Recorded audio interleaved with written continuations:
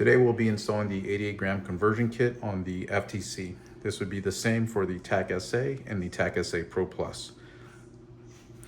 What you're going to need is a 3/16 hex key, your 88 gram adapter, 88 gram CO2, and your 88 gram CO2 silicone sleeve. Before we get going, let's make sure our air is turned off and that the safety is engaged. Once we've done that, take your 3/16 hex key. Let's loosen the barrel and bottle clamp. Once you've loosened that, go and slide it forward. You can leave this on the barrel. And now we're going to remove this HPA bottle. From there, grab your 88 gram adapter.